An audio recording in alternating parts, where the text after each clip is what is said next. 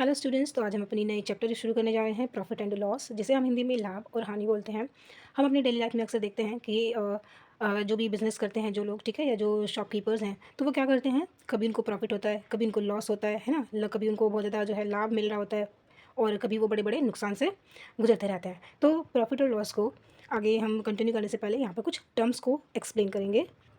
सबसे पहले हम देखते हैं कॉस्ट प्राइस। तो देखिए, कॉस्ट प्राइस क्या होता है, ऐसी कोई भी जो है वस्तु जो किसी एक स्पेसिफिक अमाउंट में खरीदी जाती है, किसी रेट पे खरीदी जाती है, ठीक है। फॉर एग्जांपल, जैसे कि हम अगर हमें अपने लिए टीवी खरीदना है, तो जिस रेट पर हम टीवी खरीदेंगे और उस टीवी को घर लाने में हमारा जो एडिशनल जो हमारे खर्चे होते हैं, ठीक है, जैसे कि किराया लगा करके, तो टोटल जितना भी हमारा खर्चा होगा, तो वो उसे हम बोलेंगे कॉस्ट प्राइस, मतलब जितने में हम अपनी वस्तु को खरीदते हैं।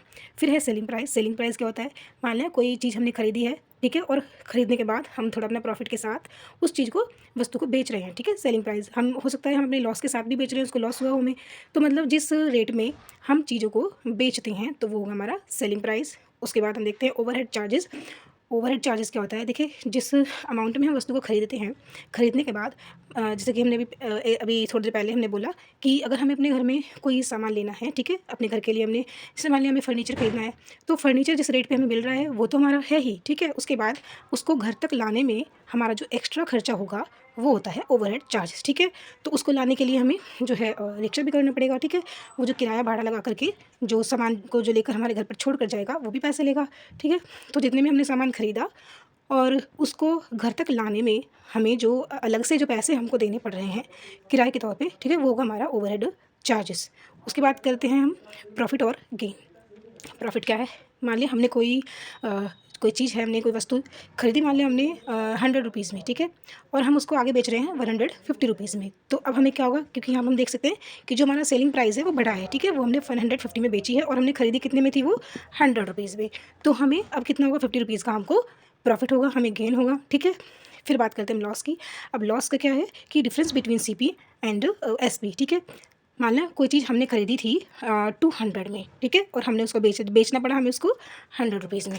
अब हमें क्या हुआ कि हमारा जो सीपी, अब देख रहे हैं कि हमने खरीदी वो ज़्यादा में थी, सीपी यहाँ पर हमारा बड़ा है, और जो एसपी है वो हमारे यहाँ पर अमाउंट छोटा है, ठीक है। 200 रुपये में हमने उसको खरीद के और 100 रुपये में इसमें हमने उसको बेच दिया, यानी कि हमें 100 रुपये का यहाँ पर लॉस हो गया, हमें घाटा हुआ या फिर हमें नुकसान हुआ, ठीक है।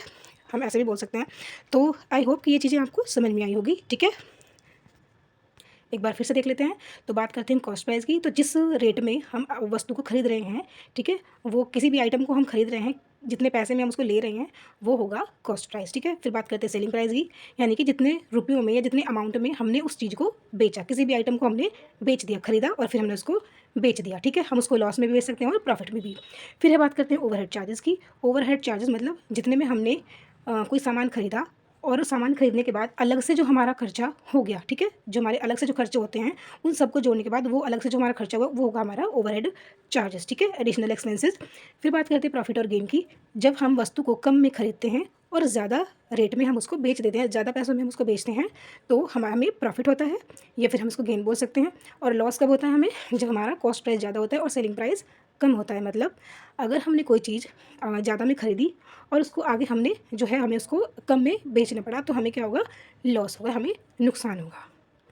चलिए, अब हम देखते हैं अपना पहला example, the calculation of profit. अब हम प्रॉफिट निकालेंगे कैसे, ठीक है। तो देखिए, जब प्रॉफिट हमें किस कंडीशन में होता है, जब कंडीशन हो ऐसी कि जब हमारा जो एसपी है वो बड़ा हो, ठीक है, हमारा सेलिंग प्राइस ज़्यादा होना चाहिए और सीपी हमारा छोटा होना चाहिए। मतलब जिस अमाउंट में हम चीज़ को बेच रहे हैं वो अमाउंट बड़ा होना चाहिए, और सीपी जब कम होता है तब हमें प्रॉफिट होता है, ठीक है। अगर एसपी बड़ा है और सीपी छोटा है तो प्रॉफिट होता है। और कैसे निकालेंगे हम, तो सेलिंग प्राइस है उसमें से हम अपनी जो कॉस्ट प्राइस है वो माइनस कर देते हैं। मतलब जितने में हमने सामान को बेचा उसमें से, जिसमें से हमने सामान को, जितने में हमने सामान को खरीदा उसको हम माइनस कर देंगे, तो हमारा प्रॉफिट निकल के आएगा।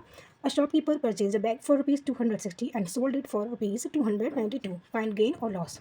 यहाँ पर एक शॉपकीपर है जो एक बैग को 260 में बेचता है, 260 में खरीदता है और उसको बेचता कितने में, 290 में। अब हमें ये बताना है कि उस शॉपकीपर को ये गेन हो रहा है या फिर लॉस हो रहा है। तो आप देख सकते हैं यहाँ पर जो कॉस्ट प्राइस था वो कितना है, 260, और यहाँ पर जो सेलिंग प्राइस है वो कितना है, 292। तो ऑब्वियसली उसको जो है प्रॉफिट हो रहा है, तो कितने का हो रहा है, ठीक है। तो S P is equal 292, C P is equal 260। तो प्रॉफिट हमारा कैसे निकलेगा, S P minus C P. तो एस पी हमारा 292 है यानी कि सेलिंग प्राइस, और सी पी हमारा 260 है यानी कि उसने 260 में इसको खरीदा था और 292 में उसने इसको बेचा था। तो 292 में से हम 260 माइनस कर देंगे तो हमारा प्रॉफिट निकल के आ जाएगा। तो उसको जो प्रॉफिट हुआ वो कितने का हुआ, ₹32 का।